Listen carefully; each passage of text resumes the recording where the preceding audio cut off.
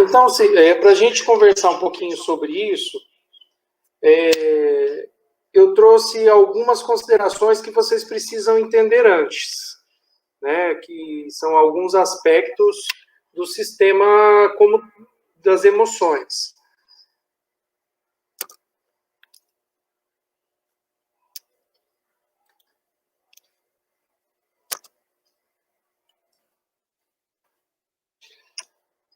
Então aí você fala, olha, mas como é que eu começo a entender tudo isso? Como é que eu faço para entender tudo isso? Primeiro você tem que conhecer algumas coisas, como por exemplo, os neurônios, né, que todo mundo já sabe, porque já vem de muitos anos, né, você aprendendo desde o ensino médio, então você já conhece bem. Mas essa parte mais importante aqui, que seria o todo, né, do sistema nervoso. Então, você conhece a medula, o tronco encefálico, o cerebelo, o diencéfalo e o telencéfalo. De um modo geral, é isso que a gente precisa conhecer. Por quê? Porque as vias se comunicam. E dessa forma, a gente consegue... Espera aí só um pouquinho, gente. Está muito difícil aqui. Pronto, agora está resolvido.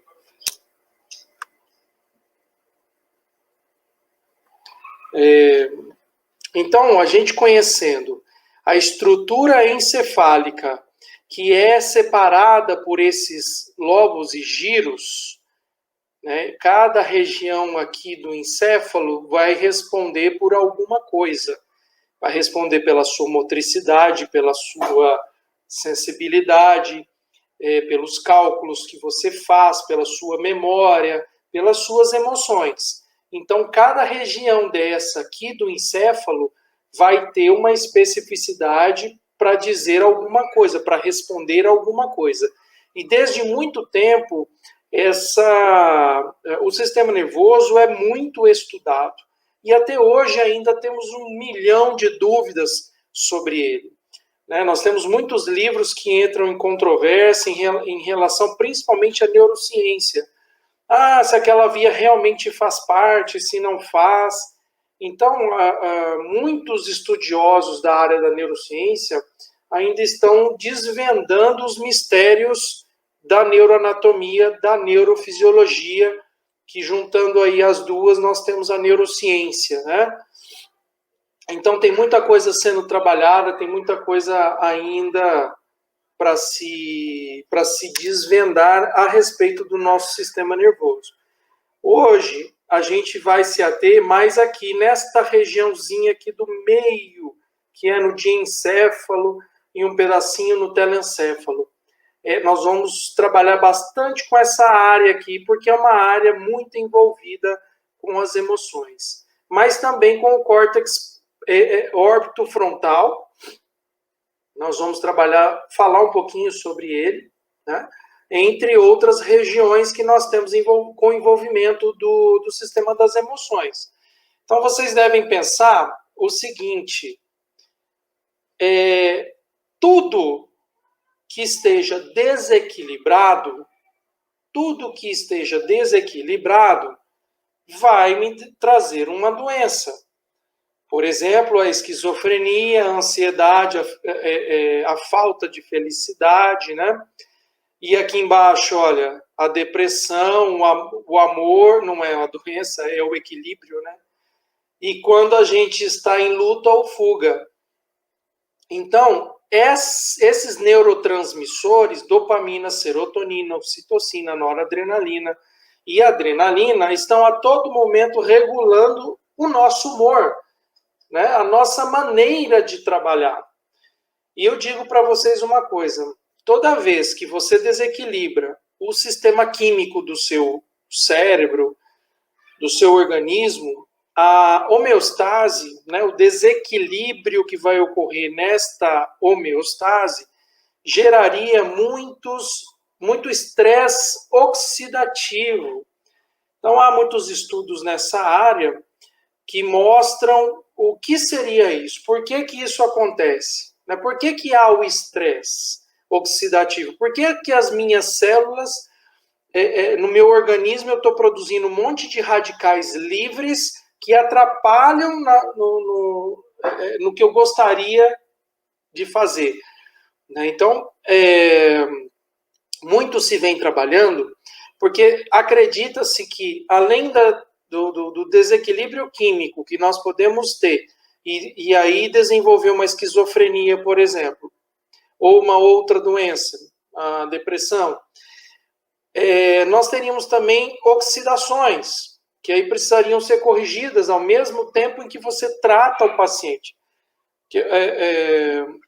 Cada paciente é um caso, né? Se você, o psiquiatra, ele trata o portador da depressão, né? O doente que está entrando em depressão ou que já está num período longo, cada um deles vai ser um tratamento diferente, né? Por isso que a gente tem que entender o que está acontecendo com aquele paciente específico, se a gente tem alguma coisa relacionada a esses neurotransmissores, ou de alguma forma nós vamos ter outros problemas.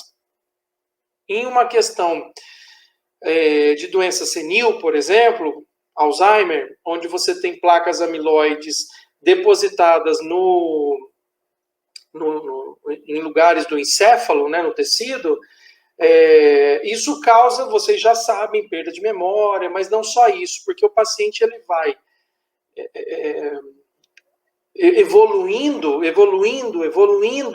e vai ficar numa cama dependente de você, se ele não for tratado. Então, aí eu entro naquilo de novo que eu falei anteriormente, o antioxidante. Lá em Goiânia, eles têm, na UFG, eles têm uma linha de pesquisa com suco de uva integral.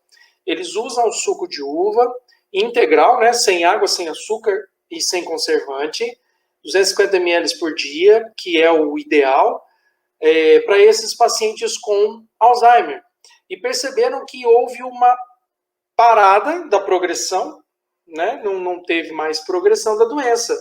Então, é mais uma prova que a gente tem de que os antioxidantes, principalmente de ordem natural, são eficientes para uma série de coisas. Precisamos entender, então, agora, já falamos um pouquinho do sistema nervoso total, agora precisamos falar um pouquinho do sistema límbico e das suas estruturas. Quando a gente estuda neuranato, né, a gente começa estudando lá pela medula. Tem uma introdução, depois vem a medula espinal, depois o tronco encefálico, o cerebelo. No tronco tem uma série de coisas que a gente estuda, nós vemos núcleos de nervos cranianos, os próprios nervos cranianos, e aí a gente chega nessa parte superior, que é essa parte encefálica, né, a parte cerebral, que agora é mais utilizado a terminologia encefálica. Bom, então aqui a gente vai ter uma série de divisões em lobos, giros, sulcos, que vão separar as partes do encéfalo. O sistema límbico é uma parte deste encéfalo cortado aqui, né, neste corte sagital. Nós temos nesta região aqui, olha, onde eu estou passando o mouse, a formação do sistema límbico. Tá? Então, dentro dessa parte do sistema límbico, o que a gente trabalha? O que a gente tem de estruturas? Em caso de córtex, nós trabalhamos mais com o cúneo, tá? Que é esse aqui. A gente vai falar um pouquinho melhor dele. Aqui é o corpo caloso, aqui embaixo nós vamos ter tálamo, nós vamos ter fórnice, nós vamos ter hipotálamo. E são essas estruturas que nos interessam, mas não somente. E fazendo aqui, o sistema límbico, ele parte aqui, ele dá uma volta e se encontra dos dois lados com uma estrutura super importante que chama-se amígdala. Nós vamos falar muito dela, tá? Então vai gravando aí essas estruturas que a gente vai falando bastante dela. Aí você vê esse encéfalo do lado esquerdo, mas o que o encéfalo como tal ele é importante para as emoções? Muito. Porque principalmente nessa região frontal, onde nós temos, principalmente na região frontal, onde nós temos a ligação dos circuitos emocionais chegando até essa parte, lesões nestas regiões causam transtornos. Entendeu? Então eu vou falar também mais para frente como é que funciona isso. Bom, ó, esse é o nosso sistema límbico de uma forma geral. Aqui eu tenho o giro do símbolo ou cingulado, tanto faz. Ele passa por cima do corpo caloso, que é essa estrutura que nós temos aqui, né, ligando os dois hemisférios cerebrais. Aqui embaixo eu tenho um giro importante, que é o parahipocampal. Aqui é importante por quê? Porque aqui nós vamos ter a localização do hipocampo, que é uma estrutura importante nas emoções. Aqui no centro eu vou ter o tálamo, que é uma estrutura que liga uma série de coisas, que se comunica com uma série de coisas. O tálamo é uma estrutura importantíssima, até porque ele recebe informações sensitivas do corpo e retransmite ao córtex. Tá? E não só isso, tem outras funções também. Bom, aí, continuando nessa parte, é aquela mesma imagem, olha. Aqui a mesma imagem, só que eu cortei um pouquinho mais.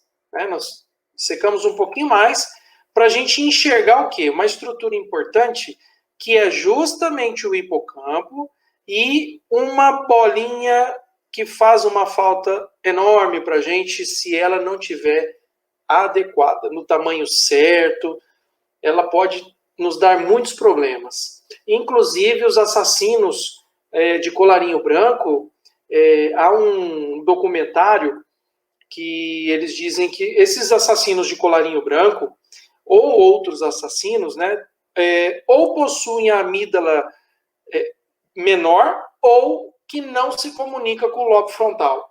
É bastante interessante isso, também a gente vai falar um pouquinho mais à frente. E o hipocampo, ele também está relacionado à questão da memória. Né? Então, nós temos que prestar atenção aonde é que fica a memória de longo prazo, localizada aqui no hipocampo, e essa comunicação do hipocampo com o resto das estruturas. Não é o nosso caso aqui hoje falar de memórias, né? Mas é só para que vocês tenham uma ideia. E aí nós temos uma estrutura legal, que é o hipotálamo. O hipotálamo está bem abaixo, nesse corte sagital. O tálamo está aqui é o tronco encefálico, e aqui nós vamos ter o hipotálamo. O hipotálamo é uma estrutura importante porque vai fazer um monte de funções que, de uma maneira ou outra, acaba se associando com o sistema das emoções. Né? Então, por exemplo, aumento da ingestão de água, a saciedade, inicia a alimentação e aumenta a ingestão. Então, o hipotálamo ele é dividido em núcleos, aqui está resumido, tá? Não tem todos. Tem os principais que fazem todas essas funções. Então, sistema parasimpático e simpático, que é o sistema nervoso autônomo, regula a temperatura, inicia a alimentação, inibe a alimentação e reduz a ingestão, e assim por diante. E controla os ritmos circadianos. Bom, essa outra estrutura que é o tálamo, essa imagem é muito, muito bem feita. Esse aqui é um material guardado em glicerol. Ele foi trabalhado para vocês verem que a cor está bem conservada, né? Nós temos aqui a estrutura bem preservada. E aí a gente fala um pouquinho do tálamo, que é essa estrutura central, ligada são dois, né? Entre eles a aderência intertalâmica. Aqui nós temos também ventrículos que estão próximos, o terceiro que está aqui, o ventrículo lateral que está mais para lá. Então, Aqui nós temos outras estruturas que não vêm ao caso, não dá para a gente trabalhar, né, tudo ao mesmo tempo, mas é só como curiosidade. Olha aqui o que fica próximo ao tálamo, são ventrículos, que são esses espaços encefálicos, por onde passa o nosso líquido cérebro espinal ou líquor, né, o jeito que vocês preferirem. Aqui embaixo do tálamo a gente tem o terceiro ventrículo e todos eles se comunicam. E aqui embaixo a gente vai ter o quarto ventrículo, ligado aqui ao cerebelo. Bom, é importante entender essa ligação das coisas, porque todas essas estruturas que eu estou falando, de alguma maneira se relacionam com as emoções. Tá? Então, por exemplo, eu tenho aqui o tálamo, que recebe informações sensitivas do corpo de várias vias importantes, mas que também se relaciona com o córtex e que tem outras funções que a não ser essa do recebimento do sensitivo. Aí aqui eu tenho mais uma estruturinha, que é o fórnice, aqui, que eu ainda não tinha falado, pode ser escrito assim também, fórnix, vai depender da tradução. Aí eu quero mostrar esse pequeno videozinho para vocês, olha aí. Olha o que está acontecendo aí. Há uma relação começando por baixo, chegando ao corpo mamilar, passando ao tálamo, com relação ao giro do cíngulo. Esse é o nosso resumo do circuito de Papez, que faz parte das comunicações das emoções. Então, esse circuito ele foi descrito por Papez, né, na época, e até hoje é aceito, porque justamente há condições para que se diga que é assim mesmo que funciona, mas não somente isso. O que há controvérsias hoje, que eu falei para vocês no início também, é que alguns autores querem colocar mais estruturas relacionadas às emoções do que só essas que a gente falou do sistema límbico, que são essas aqui, ó, giro do cíngulo, hipocampo, fórnice, corpo mamilar. Seriam basicamente essas estruturas, né, o tálamo. Mas alguns autores afirmam que muitas outras estruturas poderiam se associar à questão do límbico, porque de alguma forma estão relacionadas às emoções, né, ao circuito das emoções. Então aqui, olha, o giro do cíngulo, que é esse que fica acima do corpo caloso, olha aqui, ó, em azul. Esse é o giro do cíngulo, ou giro cingulado. Ele é dividido em porções, que a gente pode chamar de anterior, médio e posterior. Esse giro, há vários estudos com ressonância magnética funcional que diz a relação que o giro do cíngulo pode ter com a depressão, com a ansiedade e com a agressividade.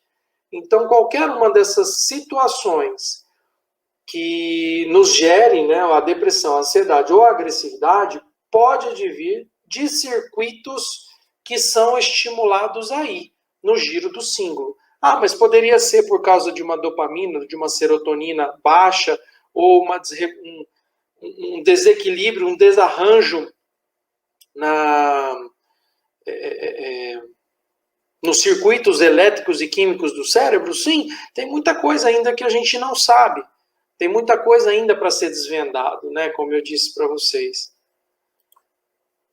Bom, aí nós temos também eu já falei para vocês que é o hipocampo, né? Aquela estrutura que fica logo abaixo aqui do tálamo, né? Daquela volta do fórnice e chega aqui embaixo, que é o giro parahipocampal, num corte. Olha, esse corte é legal, esse corte coronal, que dá para você ver o hipocampo aqui embaixo. Essa estrutura mais de cima aqui nós temos os núcleos da base, e isso aqui, ó, abertinho, são os ventrículos laterais. E esse do centro aqui é o terceiro ventrículo, tá? Então, dependendo de onde você for cortar a estrutura, você vai conseguir ver ventrículo, entre outros lugares você não consegue. Bom, então o hipocampo, essa área que fica no giro parahipocampal, uma estrutura muito importante, está muito relacionado com o comportamento que nós temos e com a memória. Então, muito já se viu de placas amiloides depositadas no hipocampo, ou seja, causando lá a partir da idade de 65, 66, 70 anos, causando Alzheimer, né, que é normalmente essa idade que desencadeia a doença. Então nós temos fenômenos de memória de longa duração, que é aquela que persiste, às vezes para sempre. Então a gente tem alguns distúrbios relacionados ao sistema das emoções, por exemplo, que poderiam causar perda de memória, talvez momentânea. Eu já li alguma coisa sobre isso, que às vezes o desequilíbrio causado no nosso sistema químico, elétrico, poderia levar a essa perda de memória temporária, né? Até acidentes automobilísticos, também, dependendo de onde pegar, principalmente lobo frontal, temporal, dependendo de onde é a lesão, a pessoa vai ter sintomas diferenciados. Mais para frente eu vou mostrar algumas coisas para vocês. E o septo? O septo, uma estruturinha que fica aqui, olha, no finalzinho do corpo caloso, né, na parte anterior. Aqui é o fórnice e aqui é o septo pelusto, essa região aqui. E então eu tenho uma região chamada área septal, que é uma estrutura do giro encefálico, que também participa das sensações, envolvido principalmente com a raiva, com o prazer e com o controle neurovegetativo. Por quê? Porque se você sente raiva, é muito provável que o seu hipotálamo esteja sendo ativado, é muito provável que o nervo vago esteja em trabalho, e aí nós temos, a partir das sensações que a gente colocou, né, que a gente está fazendo acontecer conosco, por causa de uma raiva, por exemplo, nós vamos sentir dor de estômago, dor de barriga, às vezes da diarreia, né? Então, tudo isso acontece devido a essas comunicações que a gente tem, estímulos que são disparados e acabam chegando em um circuito neurovegetativo, como, por exemplo, do que chega no nervo vago. Não somente, né? Nós temos aí uma porção deles. O prazer é a mesma coisa. É a mesma coisa. Se você está sentindo prazer, você está liberando dopamina, serotonina, você está equilibrando isso, então é a mesma coisa. Também vai te dar aquela sensação de calafrio, né? Então, todo o envolvimento que a gente tem com o hipotálamo. Agora, a amígdala. Essa amígdala, obviamente, não é a mesma da garganta, né? É uma estrutura que fica aqui juntinho do hipocampo, perdão. Do hipocampo, é uma glândulazinha que uma estrutura em forma oval, perdão, que fica aqui sobre o hipocampo, né, dos dois lados. Então aqui é como se você estivesse vendo uma transparência do sistema límbico. Então você está vendo uma transparência aqui lá no encéfalo, né? Então você tem aqui no centro o tálamo, aqui embaixo o hipotálamo, na frente o lóbulo frontal, que é um pedacinho só do lobo frontal, que é o todo, aqui é um pedacinho do frontal. Aqui está representando o bulbo olfativo ou olfatório, e aqui eu falar para vocês interessante, né, sobre por que o bulbo olfatório está aí. Porque o cheiro nos traz prazer, porque o cheiro nos traz lembrança, porque o cheiro nos traz nojo, né? Então tudo isso envolve as emoções. Então, por isso que está ligado à questão do olfato, tá? Bom, então a amígdala é fundamental para a autopreservação, por ser o centro identificador do perigo. Gente, é interessante demais a questão da amígdala. Ela tem uma função muito importante no medo. Muitas terapias para tirar o medo, né, para diminuir o medo da pessoa, está relacionada a tratamentos ou de regressão ou algo que envolva a amígdala. Olha só que interessante esse parágrafo. A lesão da amígdala faz, entre outras coisas, com que o indivíduo perca o sentido afetivo da percepção de uma informação vinda de fora, como a visão de uma pessoa conhecida. Então, por exemplo, a amígdala está lá, lesionada por algum motivo. Pode ser por um acidente vascular, por um trauma, alguma coisa aconteceu na amígdala. A pessoa, quando vem receber aquele amigo seu de infância, ou tua própria mãe, teu irmão, não sente nada. Simplesmente fica por aquilo mesmo. É estranho, mas é um problema cerebral, tá? É um problema de uma estrutura encefálica.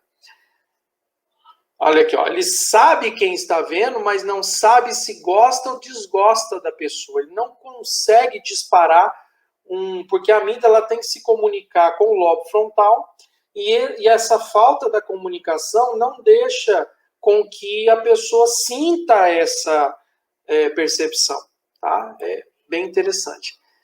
A área pré-frontal, chamada sede da personalidade, onde a gente toma as decisões, estratégias mais adequadas à situação física e social do indivíduo.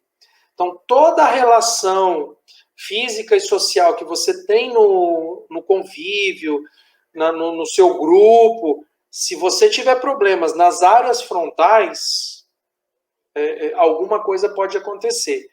Eu até acompanhei uma pessoa que sofreu um acidente, bateu a cabeça do lado esquerdo na coluna da Saveiro, né, foi um acidente ali em Lajeado, foi entrar, veio uma moto, bateu na coluna e ele bateu a cabeça. Ele ficou um tempo muito agressivo, uma pessoa super doce, mas teve um tempo de agressividade, de falta de empatia, que foi melhorando aos poucos. Ou seja, ele teve uma lesão frontal, na região frontal, não teve nenhum tipo de dano físico, mas teve essa. E hoje está bem, não teve a sua recuperação foi total. E o cerebelo? O cerebelo é um mistério ainda, porque muita coisa a gente sabe, muita coisa a gente não sabe. O cerebelo ele tem essa forma aqui que vocês estão vendo, dividido aqui no centro tem o verme, e depois as estruturas que dividem, os lóbulos que dividem, fissuras, lóbulos, né? Então, e aqui no meio, dentro do cerebelo, nós temos núcleos específicos, que são núcleos que fazem conexões com o tronco encefálico para que as coisas se comuniquem com a parte superior. Antigamente achava que o cerebelo tinha uma função muito reduzida, que não tinha, que era muito do equilíbrio, que era muito do inconsciente, e depois percebeu-se que não, que tem muita coisa envolvida aí no cerebelo. Aqui do lado, ó, todos esses lugares, todas essas estruturas que vocês estão vendo, são relações que o cerebelo pode fazer. Tá? Então, ele pode fazer com o órgão do equilíbrio, que é o vestibular, ele pode fazer com a motricidade, ele pode fazer com a parte espinal, tá? Que é essa inconsciente que eu falei para vocês. É pena que a gente não tem muito tempo, né? Senão, bases neurais das emoções. Vamos lá. Então, falando um pouquinho de tudo isso, começamos pelo medo. Então, o medo está relacionado principalmente à amígdala. Então, a associação de emoções negativas esse reconhecimento ele vai envolver uma série de estruturas. Por isso que está aqui, ó, é responsável pelo reconhecimento de expressões faciais de medo e coordenação de respostas apropriadas à ameaça e ao perigo. Então, eu tenho aqui, por exemplo, uma cobra, então, visualmente uma cobra, né, que vai gerar um medo, vai chegar até a amígdala. Da amígdala pode ir para o hipotálamo, que vai estimular a questão da fuga, luta ou fuga, não é? Então, o tálamo ele vai receber o estímulo e vai passar esse estímulo adiante. O tálamo ele consegue fazer essa... como se fosse um relé, como se fosse uma... fugiu a palavra aqui. Mas ele consegue fazer uma retransmissão, é isso que eu queria dizer, uma retransmissão das atividades que chegam até ele para que sejam melhor traduzidas em outro lugar. Então, o tálamo ele não vai conseguir fazer a interpretação, então ele manda para outro lugar. Vou mandar para a amígdala, vou mandar para o córtex, vou mandar para o hipotálamo, depende do que for, do que estiver chegando, né? Bom, então aqui, olha, essa ficou um pouquinho borrado, mas aqui eu tenho o lobo frontal e um estímulo acontecendo. Normalmente, aqui embaixo eu tenho a amígdala. O que acontece? Aqui deste lado esquerdo eu tenho a amígdala de forma... o tamanho dela é normal.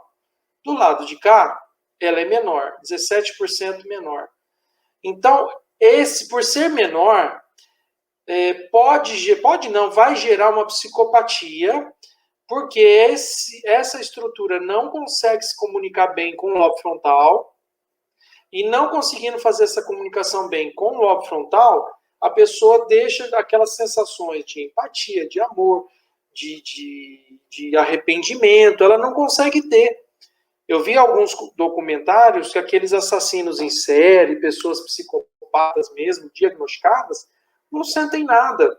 Você passa fotos para eles do Hitler matando, perguntando se é uma coisa normal ou se é uma coisa... Então, eles têm umas respostas assim muito fora do comum que a gente sabe, né? E é difícil, pessoal, porque a psicopatia ela pode estar do nosso lado. Você pode estar com pessoas do seu lado que são, de alguma forma, psicopatas, esquizofrênicos, bipolares, né? Doenças que as emoções também interferem. Raiva.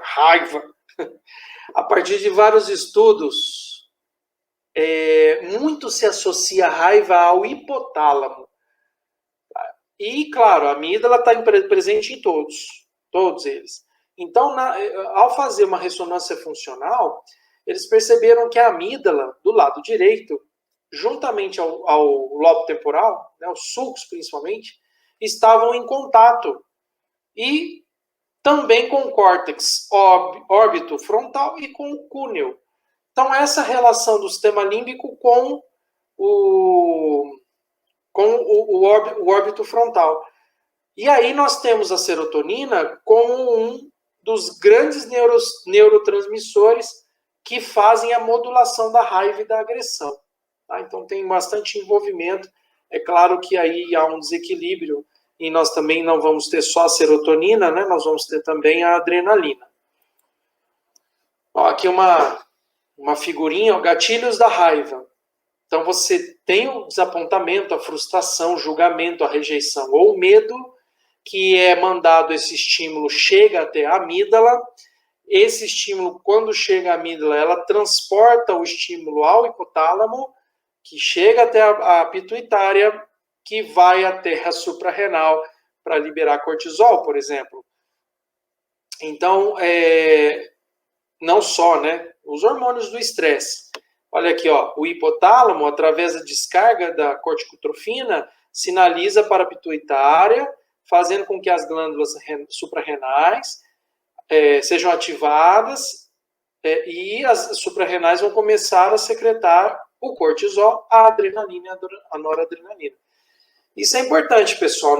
Num processo de estresse, você consegue dosar esse corpo, em qualquer situação, mas digo assim, se você tiver num momento de estresse e quiser fazer uma dosagem hormonal, você consegue coletar teu sangue, fazer uma dosagem para saber como é que está o cortisol. E aí tem que pisar no freio, né? Porque os hormônios do estresse, uma vez ou outra, beleza, mas se constante, vão gerar outros problemas de saúde, inclusive acidente vascular, infarto do miocárdio. Isso vai depender do grau de estresse que você esteja vivendo, né? A luta e fuga. Aqui também é outro lugar que o pessoal bate na tecla que ainda não sabe bem como isso acontece. Se é só mesmo essa questão do estresse, ou se tem envolvimento aqui na região periaquedutal. Isso aqui é um corte de mesencéfalo, a parte mais superior do tronco encefálico, tá? E aqui eu tenho o canal aqueduto central e do lado a substância periaquedutal. Então há estímulos que saem da amígdala e chegam nessa região através de vias, são vias, né, milhares de vias que a gente tem, e daí pega o trato piramidal, que vai descer, passar nas pirâmides que fica lá no bulbo e desencadear o que tiver que desencadear, né? Então, assim, isso aqui é um pouquinho mais profundo, tá bom, gente? É só mesmo para vocês terem uma ideia. Aqui, respostas de luta ou fuga. Pensamento acelerado, náusea, respiração curta, urgência urinária, mãos frias, tensão muscular, vertigem, visão mais nítida, aumento da sudorese, boca seca e aumento da adrenalina. E tudo isso que está proporcionando a luta ou a fuga é justamente por causa da liberação de substâncias neurotransmissores que acabam estimulando várias regiões do nosso corpo e acabam provocando tudo isso aí. Prazer e recompensa, centro de recompensa, nós temos aqui um feixe, que é uma via que a gente chama de feixe prosencefálico medial, que é esse aqui, Aqui é o tálamo, aqui é o corpo caloso, aqui é o tronco. Então, esse aqui é um feixe pequenininho que nós temos relacionado aqui, que passa pelo hipotálamo, aqui, tem uma passagem aqui pelo hipotálamo, e depois segue para amígdala, septo, amígdala, tálamo e gânglios da base, tá? E a alegria? Aqui nós temos a dopamina, que está muito envolvida com essa parte da alegria. E quem está envolvido com isso? Bom, núcleo estriado, amígdala e córtex órbito-frontal. Se vocês perceberem, na maioria das coisas que eu estou dizendo, são sempre as mesmas estruturas. Muda uma ou outra que vai acabar entrando aí nas nossas... por exemplo, aqui, os gânglios da base, que eu ainda não tinha falado que eles recebiam uma inervação e estão envolvidos com a parte de sentirmos alegria. Bom, tristeza versus depressão, versus não, né? Barra depressão. Alterações na atividade de duas regiões do cérebro dos doentes. Então, é o córtex órbito-frontal, medial e lateral. Olha que interessante.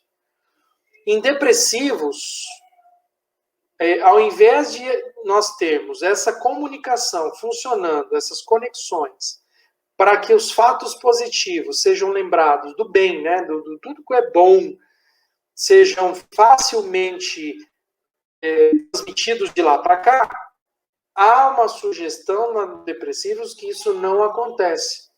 Tá? Ou seja, esse córtex órbito frontal, que é essa região frontal, né, do encéfalo, ele acaba tornando as coisas tudo no oposto, tudo no mal, né? E faz memórias negativas e assim por diante. É por isso que a depressão, hoje ela é tratada com algumas medicações que interferem nessa região do órbito frontal e resolvem bem, tem uma resposta muito boa.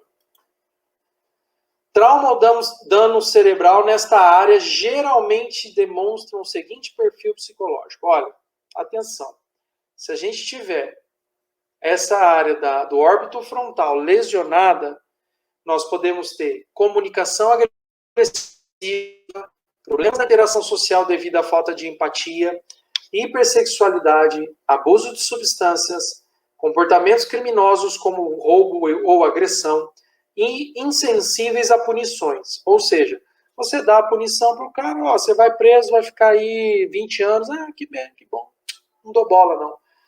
Né? Ou outras prováveis punições. E emoção e razão.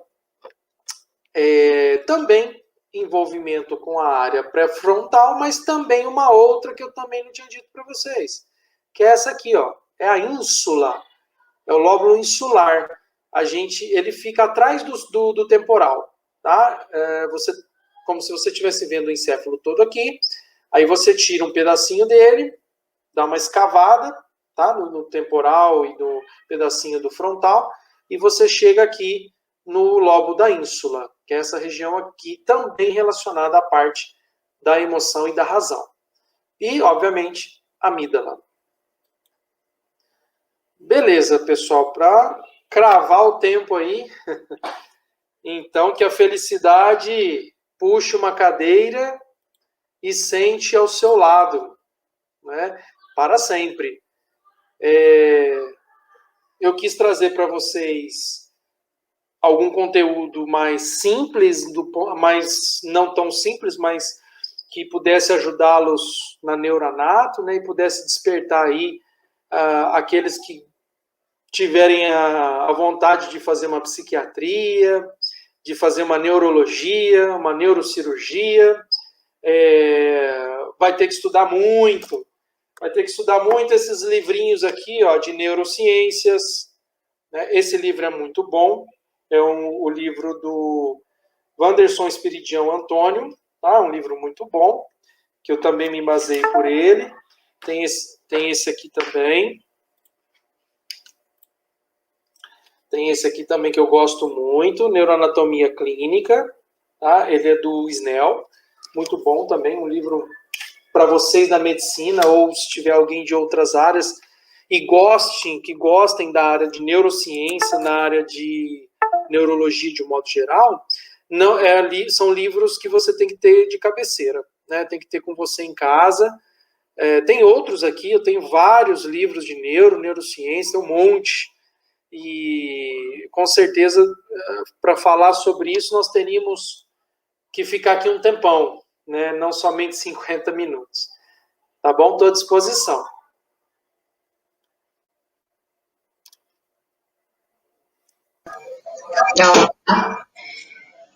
Bom, professor, muito obrigada. A gente agradece mais uma vez a sua presença, a sua participação. O pessoal selecionou algumas dúvidas que foram enviadas aqui para o senhor. Vamos lá para a primeira? Vamos lá. Alguma diferença estrutural de um cérebro normal para um com TDAH?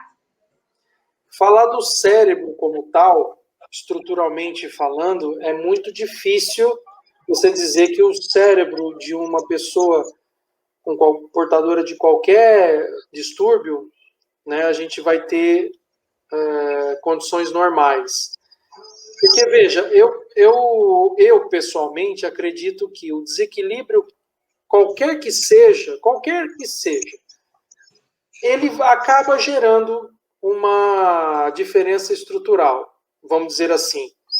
Porque se a pessoa tem um desequilíbrio de alguma maneira, qualquer que seja, igual eu estou dizendo, pode ser que haja uma diferença estrutural. Inclusive tem um estudo de anatomistas, o pessoal pegou uma série de encéfalos de portadores de várias doenças, de várias doenças que envolvem o encéfalo, várias, e demonstraram uma série de coisas. Então, pode ser que sim, pode ser que não, entendeu? Assim, pessoalmente. Mas a gente teria que dar uma fuçada aí melhor para ver. Sim, obrigada. Vamos para a próxima? Vamos lá. O que acontece com quem já removeu as amígdalas? Talvez a pessoa que perguntou esteja falando dessas amígdalas aqui, ó. Sim. Essas aqui são diferentes, né? Essas são da nossa cavidade oral, né? Que ficam lá dentro para filtrar os micro-organismos, vamos pôr assim, para que eles não entrem no nosso pulmão ou disseminem, né? Se a gente tem muita dor de garganta.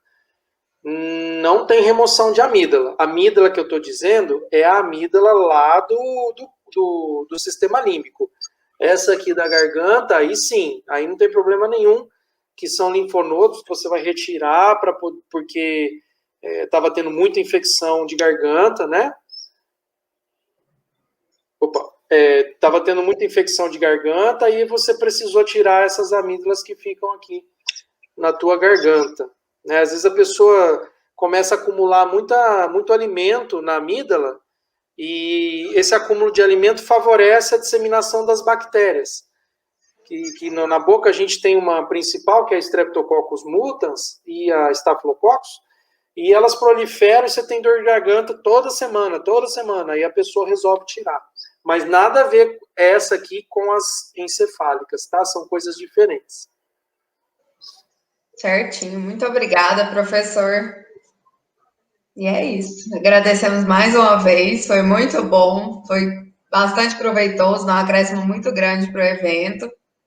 Muito obrigada. Até a próxima. Imagina, eu que agradeço. Bom sucesso para vocês. Contem comigo sempre, viu? Obrigada.